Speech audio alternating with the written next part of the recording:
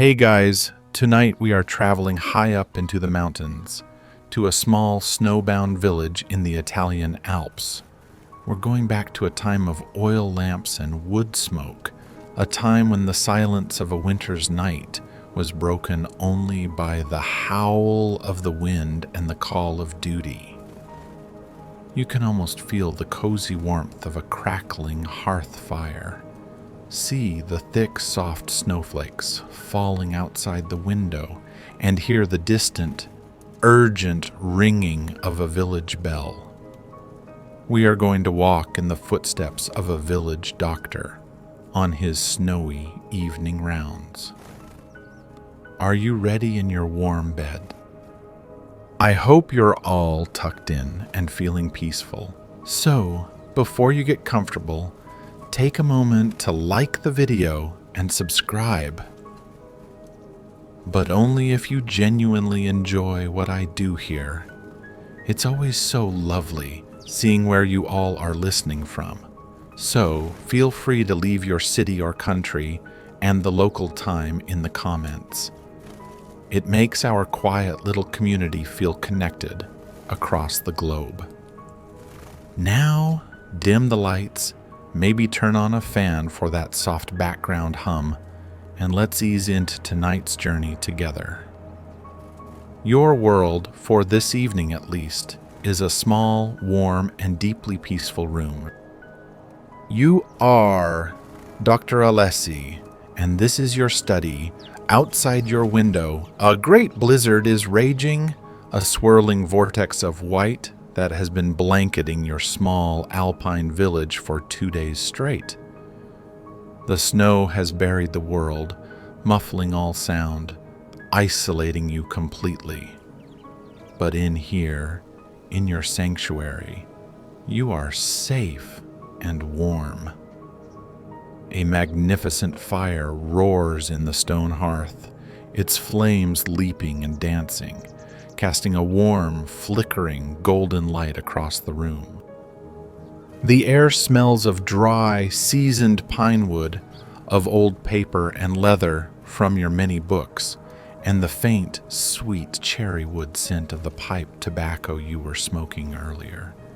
You are settled deep into your favorite armchair, a grand, battered old thing made of cracked, dark red leather, its seat worn smooth and shiny from years of use.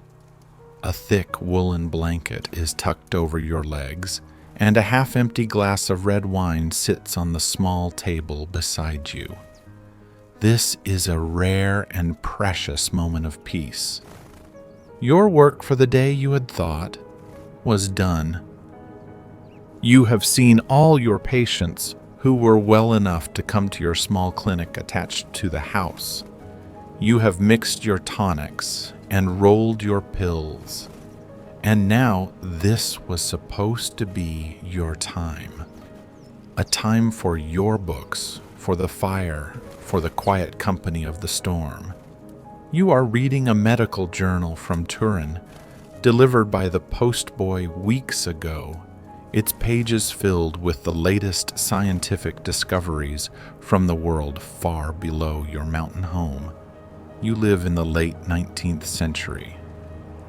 The new unified country of Italy has been born, but here, in these high remote valleys, the pronouncements from the government in faraway Rome mean very little.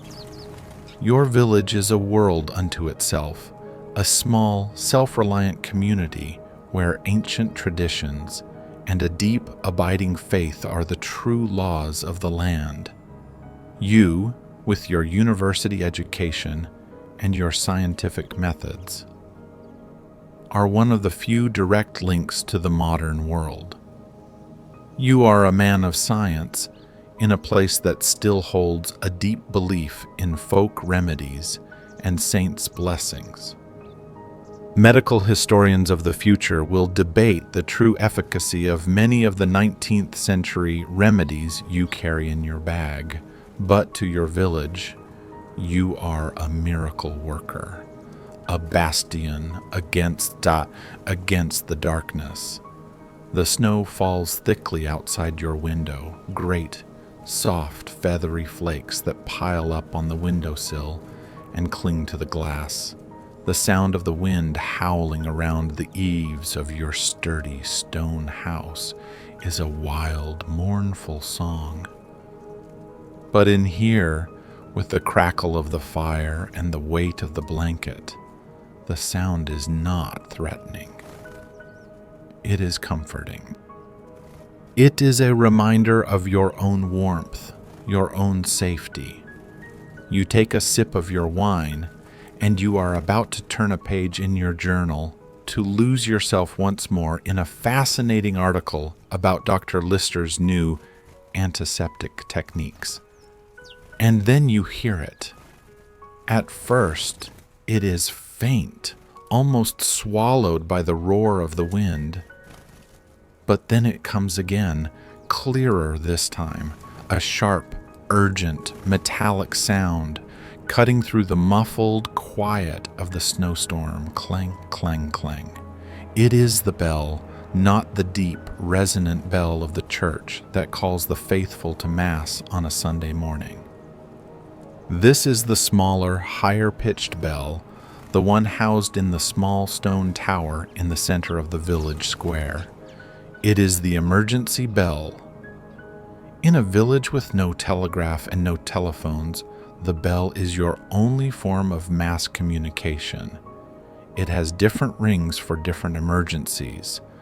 A frantic, continuous ringing means a fire. A slow, tolling peal means an avalanche has blocked the pass. But this sound, this urgent repeating pattern of 3 sharp rings, has only one meaning. It is the doctor's call. It means someone is too sick or too badly injured to come to you. It means you must go to them. You close your eyes for a single, brief moment.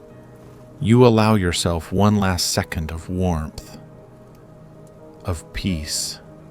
You feel the comfortable weight of the book in your lap. You hear the gentle crackle of the fire. You take one last deep breath of the warm, safe air of your study. Then you put the journal down on the table beside you. You knock the last embers from your pipe into the hearth. The moment of peace is over. Duty has called. You stand up and walk to the window, peering out into the swirling chaos of the snowstorm. The world outside is a formless, shifting landscape of white and gray. The journey will be difficult, and it will be cold. But there is no question in your mind of not going. It is simply what you do. It is who you are. You look around your cozy, fire-lit study one last time, a small, perfect island of warmth and learning in a vast wilderness of snow and ice. The leather chair, the books, the wine, the fire. They will all be here waiting for you when you return. But now you must leave this sanctuary. You must venture out into the wild, beautiful, and dangerous night, armed with your small leather bag and a flickering lantern to carry a small spark of this warmth and hope. To whoever is waiting for you out there in the cold, the bell has rung. And you must answer. You leave the warmth and comfort of your study behind, closing the door on the crackling fire and the half-finished glass of wine. You walk down the short, cool hallway to the other essential part of your home, your clinic. This room is the opposite of your study. Where the study is a place of soft leather, warm wood, and gentle clutter, the clinic is a space of stark, scrubbed clean functionality. The air here smells not of pipe tobacco, but of the sharp, clean, medicinal scent of carbolic acid and the dry, dusty aroma of the medicinal herbs that hang in bunches from the ceiling beams. The room is lined with shelves filled with glass-stoppered bottles, each neatly labeled in your own precise handwriting. There is a small, simple examination couch covered in a clean linen sheet, and on a small table, ready and waiting, is your black leather doctor's bag. But before you attend to the bag, you must first attend to yourself. You cannot help the sick if you succumb to the storm. You begin the familiar, layered ritual of preparing for the cold. You pull on a second pair of thick woolen socks, then your heavy felted wool trousers. Over your shirt, you add a thick, hand-knitted sweater, its texture a familiar, comforting roughness against your skin. You then shrug on your greatcoat, a magnificent heavy garment of thick, waxed canvas, with a high collar that will protect your neck from the wind. You pull a thick woolen cap down over your ears and wrap a long scarf around your neck. Finally, you sit on a small bench and pull on your boots. They are heavy, sturdy leather boots, with thick soles studded with iron hobnails for grip. And you have painstakingly waterproofed them with beeswax and tallow yourself. They are your most important defense against the snow and the cold. Next, you prepare your light. On a hook by the door hangs your storm lantern. It is a beautiful and ingenious device, a marvel of German engineering made of brass and glass. Its design, with a vented top and a protected chimney, is specifically meant to keep its flame alive, even in the fiercest of gales. You take it down and begin the careful process of preparing it. You unscrew the font at the base, and, using a small funnel, you top it up with clean, clear paraffin oil.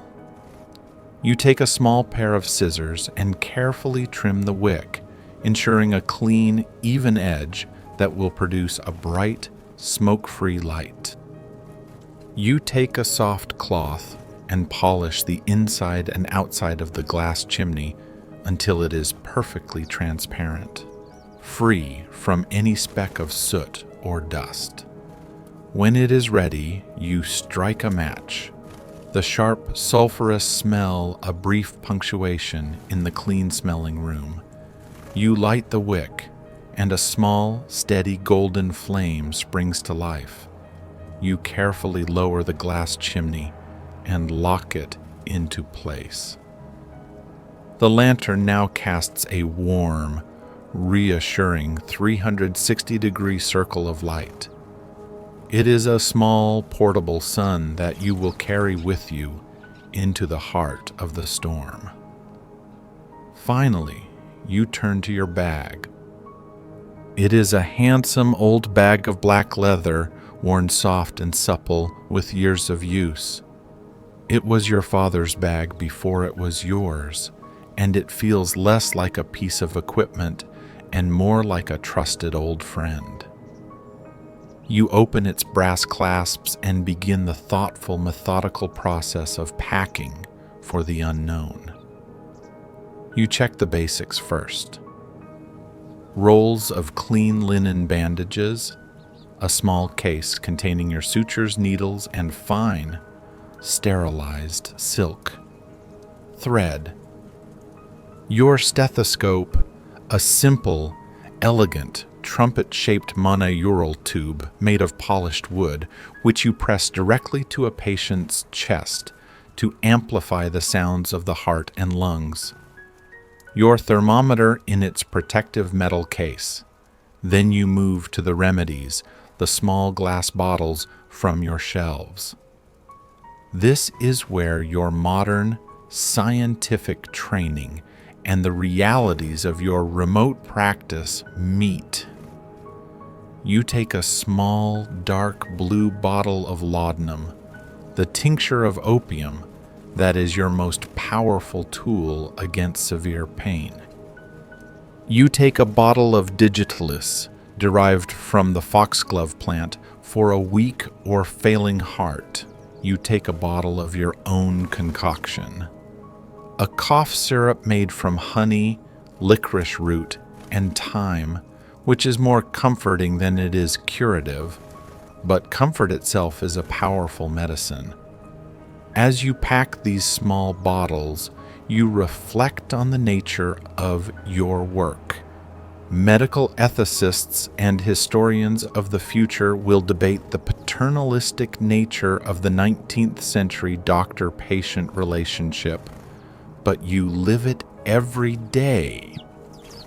You are entrusted with making decisions for your patients, who place an almost absolute faith in your knowledge. The contents of this bag are not just chemicals. They are hope. They are authority. They are the heavy weight of a village's trust. You reach to the back of a high shelf and retrieve a very special item. It is a small, sealed vial of a new medicine, recently arrived from a great chemical company in Germany. It is acetanilide, a new and powerful fever reducer and painkiller, one of the first truly synthetic laboratory-created drugs. It is a marvel of modern science, and you use it only in the most severe cases. You wrap the precious vial in a small piece of wool to protect it from the cold and the jostling, and you place it carefully into a special pocket in your bag. You are ready. You are a walking fortress against the cold, your body layered in wool and waxed canvas. Your lantern is lit, its steady flame a small, brave heart of light. Your bag is packed, a small arsenal of science and comfort against the ravages of sickness and injury. You can no longer hear the village bell. Its urgent call has been answered, and it has fallen silent, its job done. Now it is your turn. With your lantern in one hand and your heavy, important bag in the other, you walk to the front door of your house. You take one last deep breath of the warm, safe air of your home. Then you unlatch the heavy wooden door and pull it open. You are hit immediately by a blast of wind and a swirl of thick, wet snow. The world outside is a churning, chaotic, and beautiful wilderness of white and black. The light from your storm lantern cuts a small, brave, golden circle in the immense darkness, illuminating the thick, dancing curtain of the falling snow. You pull your hat down, turn your collar up, and you take the first difficult step out into the heart of the storm. The journey has begun. The moment you step outside, the storm embraces you. It is a wild, chaotic, and breathtakingly beautiful world of white and black. The wind snatches the air from your lungs and throws a fine, stinging powder of snow into your face. The light from your storm lantern, which seemed so bright and steady inside, now looks like a small, fragile, golden bubble fighting to hold its own against the immense, swirling darkness. You pull your scarf up over your nose and mouth and begin the slow, arduous journey across the village square. The snow is already deep, well past your ankles, and in the places where the wind has created drifts, it comes up to your knees. Each step is a struggle, a conscious effort of lifting your heavy boot up and plunging it back down into the soft, resistant powder. Your world shrinks to the small, dancing circle of light cast by your lantern, and the muffled, rhythmic crunch, crunch, crunch of your own footsteps. The village is completely transformed. The familiar, sturdy stone houses are now soft, rounded, ghostly shapes, their roofs piled high with thick blankets of snow. No lights shine from their windows. The entire village is asleep, tucked away safely from the storm's fury. You are the only soul awake and moving in this wild, white world. You feel like a lonely explorer on the surface of a new and desolate planet. You know where you are going.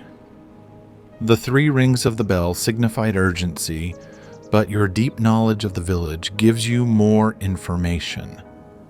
A call this late, in a storm this bad, from the center of the village, almost certainly means it is a family with young children. And there is only one family with a very young child who lives near the square, the baker. You make your way towards the bakery. Even in the blizzard, you can navigate by a sense of sight. As you get closer, you can just faintly smell it on the wind, the warm, comforting, yeasty scent of bread that forever clings to the building. You finally reach the small wooden door of the baker's house, which is attached to the back of the bakery itself. The door and its frame are already half buried in a drift of snow. You lift your heavy boot and kick the snow away. Then you raise your gloved hand and knock, your knuckles making a loud, solid sound on the thick wood. The door is thrown open almost immediately. The baker, Marco, a large, broad-shouldered man whose face is usually cheerful and dusted with flour, stands there, his face a mask of profound worry. Behind him, you see his wife, Elena, her hands twisted together in her apron. "Dottore, doctor, thank God," Marco says, his voice thick with relief. He steps aside and ushers you in, quickly closing and bolting the door against the howling storm. You step from the wild, freezing chaos of the night into a world of incredible, overwhelming warmth. The air inside is thick with the heat from the massive brick bake oven that dominates the back wall of the kitchen, an oven that is still radiating a deep, foundational warmth from the day's baking. It smells of baked bread, of yeast, of wood smoke, and of family. You quickly unwrap the scarf from your face and pull down your cap, the warmth a blessed relief. "It is my son, Dottore," Elena says, her voice trembling. "It is little Paolo. The fever came on so quickly, he is so hot and he shivers. Let me see him," you say, your voice calm and reassuring. You follow them into a small adjoining bedroom. In a small wooden bed, under a mountain of thick woolen blankets, lies a small boy of about 5 years old. His face is flushed a deep, unhealthy red. His eyes are glassy, and even from the doorway, you can hear his shallow, rasping breaths. You place your lantern and your bag on a small table and approach the bed. You sit on the edge and place the back of your cool hand against the boy's forehead. He is burning up. You gently pull back the blankets. Your examination is a slow, methodical ritual. designed as much to reassure the worried parents as it is to diagnose the child. You take out your wooden stethoscope. "It will be a little cold, Paolo," you whisper to the boy, your voice soft. You place the trumpet-shaped end on his small, feverish chest and press your ear to the other end. You listen. You hear the telltale, fine, crackling sound of bronchitis, of inflammation deep in the lungs. Medical historians of the future, with their advanced diagnostic tools, will debate how accurately physicians of this era could differentiate between the various febrile illnesses that plagued childhood. Without blood tests or x-rays, you must rely on your senses, on your experience, and on the stories the body tells you through your stethoscope and your fingertips. You check the boy's throat. It is red, but you see no signs of the dreaded white patches of diphtheria.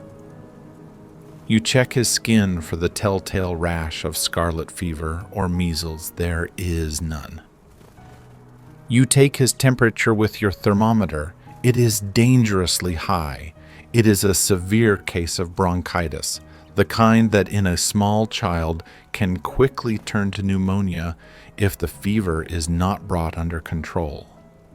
You turn to the worried parents. "It is bronchitis," you say, your voice full of a confidence you know they need to hear. "A bad case, but we will fight it." You open your black leather bag, your own small chest of miracles. You make the decision to use the new German medicine. This fever is too high to be trifled with. You take out the precious, wool-wrapped vial of acetonolide powder. You carefully tap a small, precise amount of the white powder onto a spoon. You know the dosage for a child must be very, very small, and mix it with a little water from a cup by the bedside. "Now, Paolo," you say gently, lifting the boy's head, "you must drink this for me. It is a little bitter, but it will make you feel better. It will chase the fire away." He drinks it, grimacing at the taste, but he is an obedient child. You give him a sip of plain water afterwards. You then give instructions to his parents. Cool, damp cloths on his forehead and wrists to help the medicines work, small sips of water and weak chamomile tea as often as he will take them. You promise to return in the morning to check on him. The relief in the room is a tangible thing, as thick and warm as the air itself. Elena, the boy's mother, is weeping with gratitude. Marco, the baker, claps you on the shoulder, his hand as big and heavy as a shovel. "We rang the bell," he says. "I was so afraid you would not hear it in the storm." "I heard it, Marco," you reply. "The bell always finds a way." As you pack your bag, Elena insists on giving you something. It is a tradition in these mountains, a gesture of gratitude for a visitor who has braved a storm. She brings you a small glass of steaming, fragrant beef broth, so rich and dark it is almost black. "For the cold, dottore," she insists, "to warm your bones for the journey ahead." You drink it. It is hot, salty, and incredibly restorative, and you feel its warmth spread through your entire body. As you put on your greatcoat and scarf, Marco wraps a fresh, warm, crusty loaf of bread straight from that afternoon's baking in a clean cloth and presses it into your hands. "For your breakfast," he says. You thank them, give One last look at the now sleeping boy, and you head for the door. You step back out into the blizzard. The wind and the snow greet you like old enemies, but you feel different now. You are warmed from the inside out by the hot broth, by the family's immense gratitude, and by the deep, quiet satisfaction of having done your duty. You have brought a small measure of your science, your comfort, your hope into this warm, flower-dusted home. You hold your lantern high. Its golden light cuts through the swirling snow. The first house call is complete, but your night is not over. You know there is another family in a more remote cottage further up the mountain that is also expecting you. You turn your face away from the center of the village and begin the long, difficult walk up the mountain path. Leaving the relative shelter of the baker's house, you turn and begin to climb. The path that leads to the upper part of the village is steep and narrow. An ancient mule track, a mulattiera, paved with large, uneven stones that are now buried under more than a foot of snow. In the summer, this path is a familiar and easy walk. Tonight, it is a treacherous, invisible landscape. You must rely on your memory of every turn, every dip, and on the feel of the ground beneath your boots to stay on course.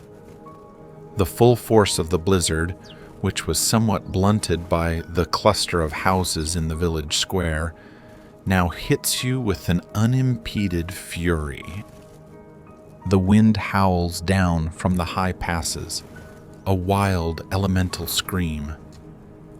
It drives the snow into a thick horizontal curtain, so dense that at times you can barely see the end of your own outstretched arm.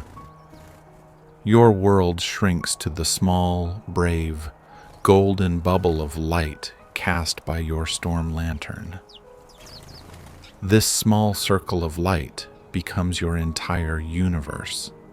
It is a tiny, moving island of warmth and clarity in a vast ocean of cold, white chaos. You become mesmerized by the things it reveals.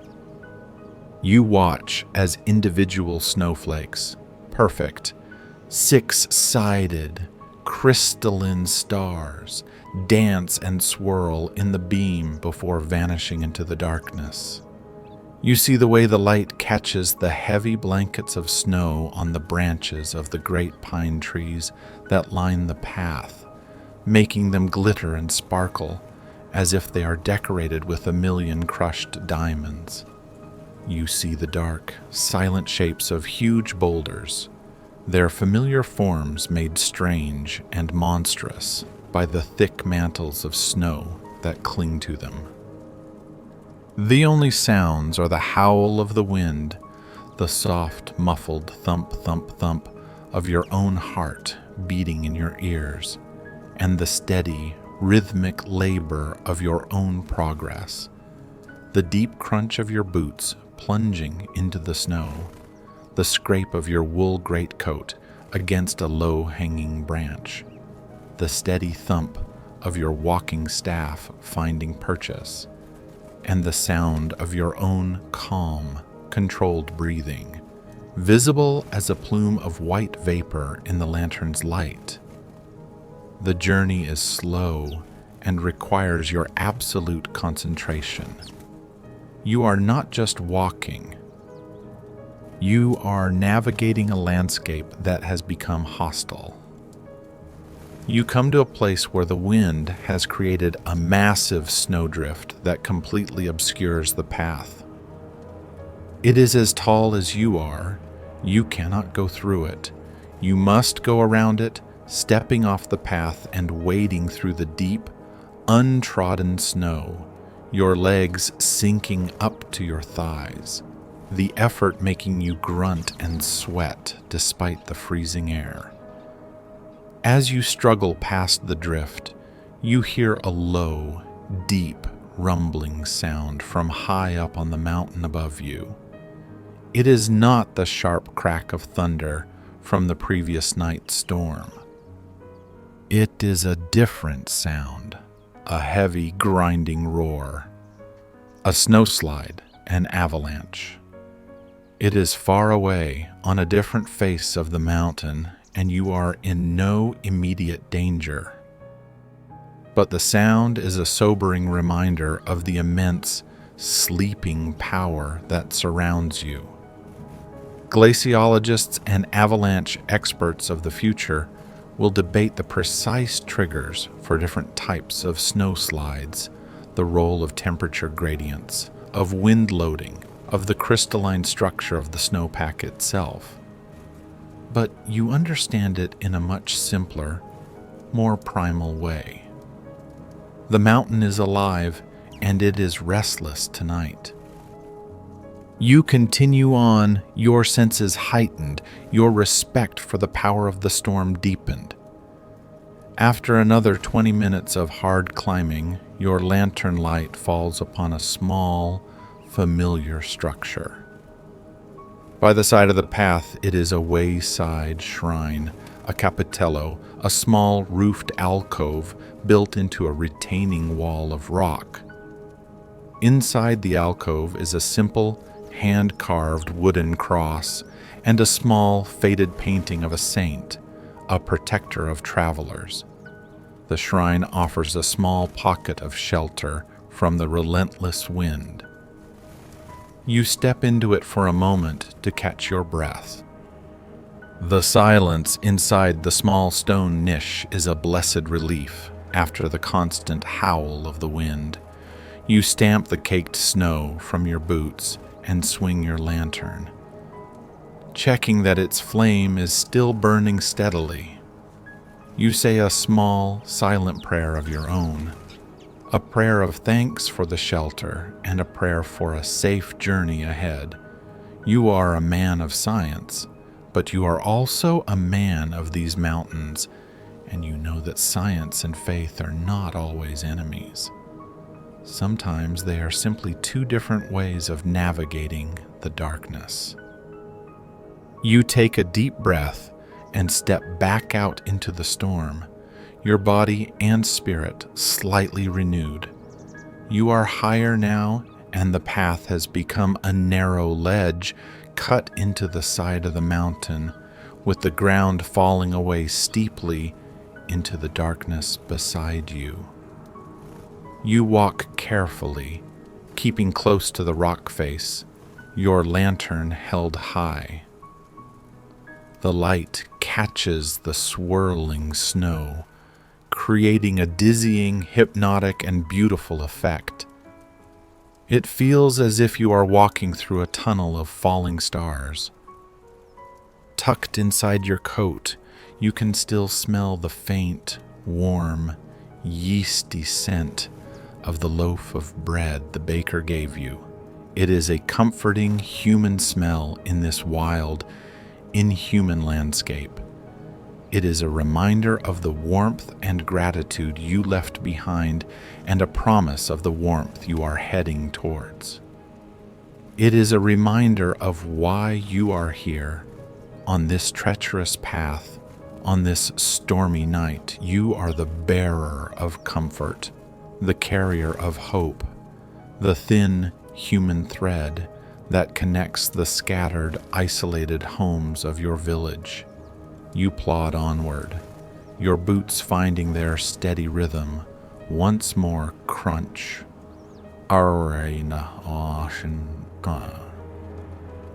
Crunch, crunch. You are a single, tiny, moving point of light in an immense world of darkness and snow. You are tired, you are cold, but you are not afraid. This is your work. This is your life. And then, through the thick, swirling curtain of the snow, you see it. At first, it is just a faint, hazy, indistinct glow far up the path ahead of you. But it does not move. It is not a star. You stop and hold your own lantern still, peering into the darkness. It is a light, a warm, yellow, steady light. It is the light from a window. It is the farmhouse of the old midwife, Gabriella. You have almost reached your next destination. The long, lonely part of your journey is nearly over, and a new sense of purpose, of renewed determination, fills your tired limbs. The faint, warm glow from the window of the farmhouse acts as your own personal lighthouse, a beacon guiding you through the final, difficult stretch of the path. With renewed energy, you push onward, your boots crunching a steady rhythm in the deep snow. You finally reach the small, cleared patch of ground in front of the farmhouse. It is an old, sturdy stone building, hunkered low against the mountainside as if bracing itself against the storm. It looks less like a house that has been built on the land and more like a house that has grown out of it, a geological formation in its own right. You walk to the thick wooden door and knock, your knuckles cold even through your thick gloves. You hear a voice from within, a surprisingly strong and clear "Avanti." Come in, you lift the iron latch and step inside, bringing a swirl of snow in with you as you quickly shut the door against the howling wind. You find yourself in a single, large, low-ceilinged room, warm and filled with the gentle light of a single oil lamp. A great fire roars in a massive stone hearth that takes up most of one wall. The air here is different from the warm, yeasty air of the baker's house. This room smells of wood smoke, of drying herbs, and of the sweet, clean scent of beeswax. Bunches of dried plants, chamomile, mint, yarrow, and others you don't recognize, hang from the dark, heavy ceiling beams. This is the home of Gabriella, the village's retired midwife, its oldest and, in many ways, wisest resident. She is sitting in a simple, high-backed wooden chair by the fire, a thick woolen shawl wrapped around her shoulders. She must be nearly 90 years old, her face a beautiful, intricate map of wrinkles, each line telling a story of a long life lived in these mountains. Her eyes, though, are bright, sharp, and intelligent. She looks at you, a slow, knowing smile spreading across her face. "I knew you would come, Dottore," she says, her voice a little raspy but steady. "I heard the bell, and I knew you would not forget the old woman on the hill." "I would never forget you, Gabriella," you reply, unwrapping your scarf and taking off your snow-covered hat. "How is the cough?" "Ah," she says with a wave of her hand. "It is a noisy cough, a winter cough. It is nothing. I have been drinking my tea." She gestures to a small, steaming pot on the hearth. "The coltsfoot and the horehound are good this year. They are scolding my lungs properly." You smile. You are a man of science, but you have been the doctor in this village long enough to have a deep and abiding respect for Gabriella's wisdom. For 60 years, she was the levatrice, the midwife. She brought almost every person currently living in this village, including you, into the world. Her knowledge of childbirth, of childcare, of the healing properties of the mountain herbs is immense. Medical anthropologists of the future will debate the complex relationship between traditional folk healers and the rise of scientific medicine, seeing it as a story of conflict. But here, in this small, warm kitchen, there is no conflict. There is only a quiet, mutual respect between two very different kinds of healers. "Still," you say, opening your bag, "let an old friend listen, just to be sure." She nods and allows you to perform your examination. She understands the importance of your rituals, just as you understand the importance of hers. You place your cold, wooden stethoscope against her back and listen. Her breathing is raspy, congested, but you hear none of the deep, dangerous fluid of pneumonia. It is, just as she said, a simple chest cold, a bronchial inflammation that is common in the winter. You pack away your stethoscope. "Your tea is good medicine, Gabriella," you say. "But I have a syrup that might help you sleep through the night." You take out your own concoction of honey and licorice root. She accepts it with a gracious nod. "A little sweetness is always welcome, dottore." "Now," she says, her tone shifting from patient to host. "You have come all this way in a terrible storm. You will not leave without a cup of tea to warm you for the journey home." She shuffles over to the hearth, her movement slow but steady, and pours 2 cups of her herbal tea. It is a dark, almost black liquid, and it smells intensely of herbs, earth, and something vaguely bitter. She hands you a cup. You sit in the other wooden chair by the fire, and the two of you drink in a comfortable, familiar silence. The tea is hot, bitter, and yet strangely soothing. You can feel its warmth spreading through your chest. "The baker's boy, Paolo," she says after a while. It is not a question, it is a statement. You look at her, surprised. "How did you know?" She gives a small, dry chuckle. "I was the one who pulled him into this world, dottore. I know the worries of his mother's heart. When the bell rang with such urgency, I knew it would be for the child.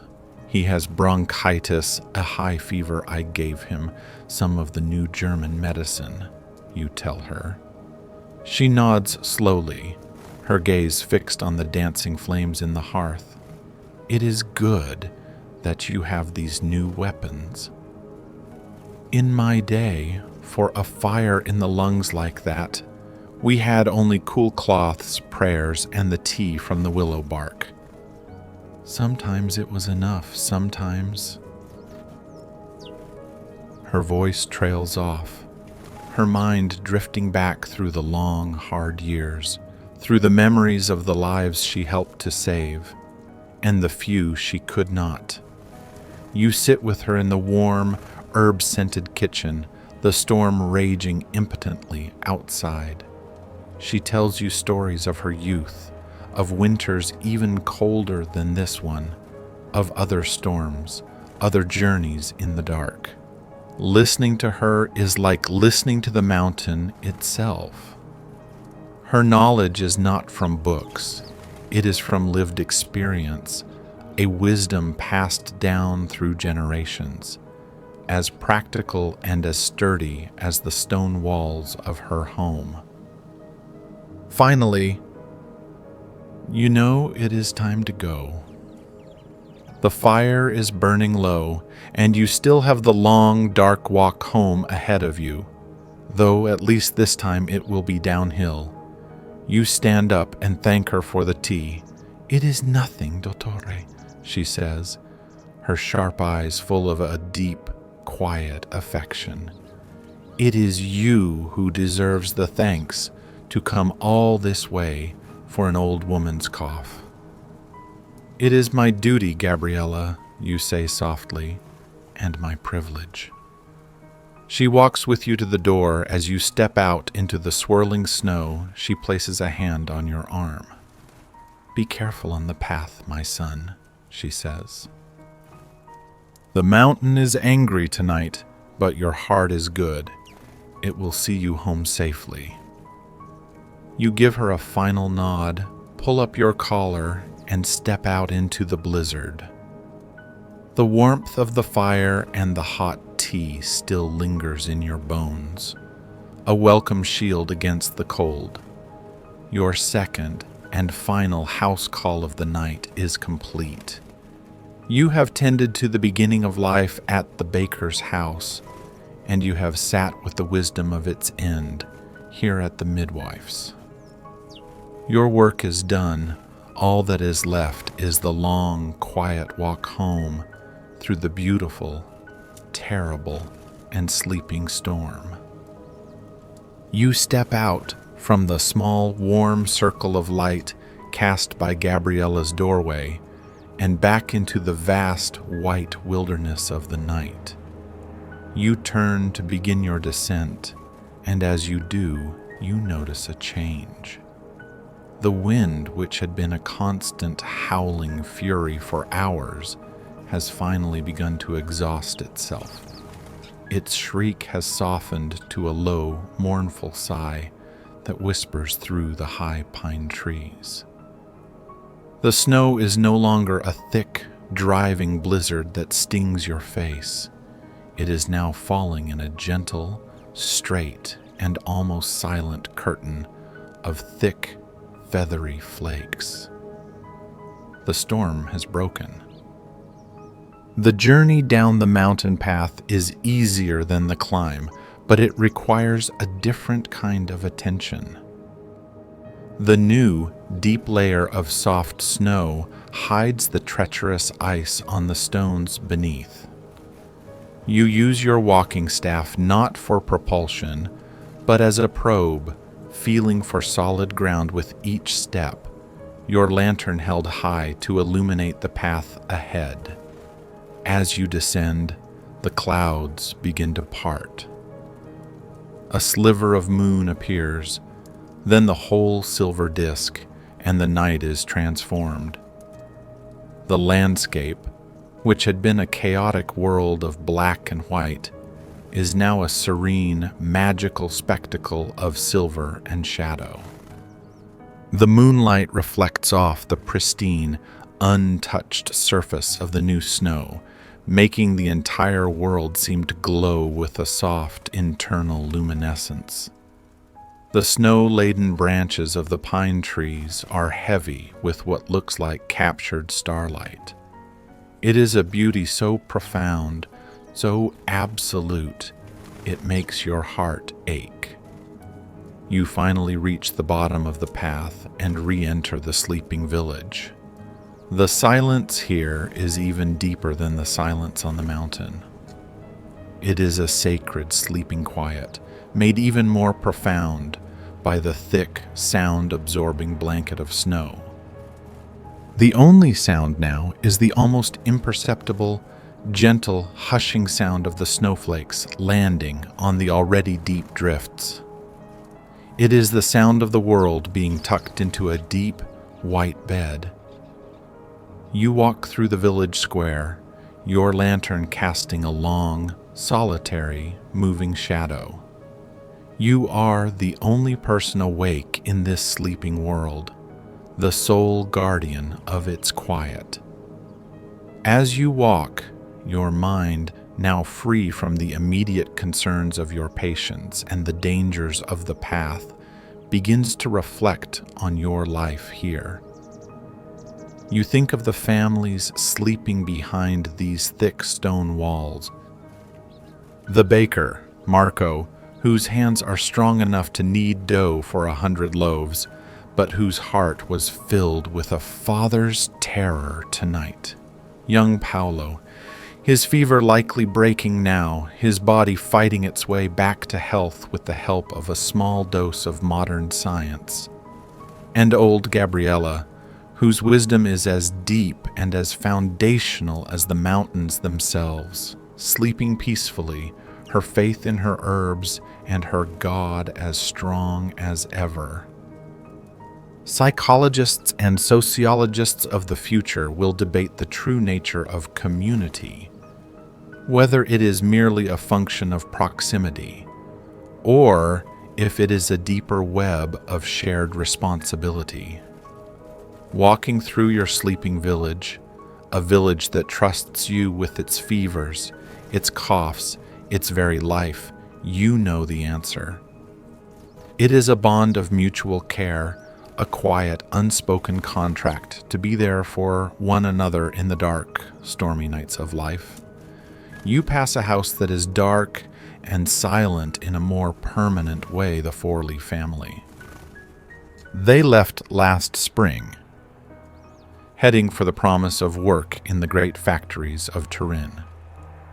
You are seeing more of this lately. The pull of the cities, of the new modern industrial world, is strong. It is a slow hollowing out of these ancient mountain communities. Historians of the future will write of this great migration, of the depopulation of the Alps in this era. But for you, it is not a historical trend. It is the personal, poignant sadness of an empty house, of friends who are gone, of children whose laughter you will no longer hear in the village square. It makes you feel a surge of protective love for those who remain. For the stubborn, resilient families like the Bakers, and for the ancient, rooted souls like Gabriella, they are the keepers of this place, the guardians of its traditions and its spirit. And you realize, are one of them. You finally arrive at your own front door. Your sturdy stone house looks like a bastion of safety and peace, its roof piled high with a great soft duvet of snow. You lift the latch, step inside, and are greeted by the blessed, familiar warmth of your own home. You shake the snow from your greatcoat and boots, your movements slow and weary. Your work is done. You walk back into your study. The fire in the hearth has burned down to a deep, beautiful bed of glowing red embers, which still radiate a gentle, comforting heat. The room is just as you left it, a perfect, quiet sanctuary. Your book is on the table, your half-empty glass of wine beside it. It feels as if you have been gone for a lifetime. You are too tired to read now. You sink into your old, red leather armchair, the one that holds the perfect shape of your own tired body. You pull the thick woolen blanket over your legs. The loaf of bread from the baker sits on your table, its warm, yeasty scent a comforting presence in the room. Through the window you watch the snow. It is still falling, softly, gently, relentlessly, adding another layer of quiet to the already silent world. You feel a deep, bone-deep weariness, but it is not an unpleasant feeling. It is the satisfying exhaustion that comes after a long night of important, meaningful work. You have answered the bell. You have walked through the storm. You have brought your small measure of comfort and science into the homes of your neighbors. You have fulfilled your duty. The image of the silent, snow-covered village, sleeping peacefully under the light of the moon, now begins to grow soft and hazy in your mind. The memory of the roaring storm has been replaced by the gentle, hushing sound of the softly falling snow. Let that profound, deep, and well-earned peace settle over you now. The fire in the hearth is a soft, warm, sleepy glow. The world outside is quiet, safe, and at rest. There is nothing more to be done tonight. There are no more calls to answer, no more paths to walk. There is only the feeling of warmth, of safety, and of a deep, quiet satisfaction.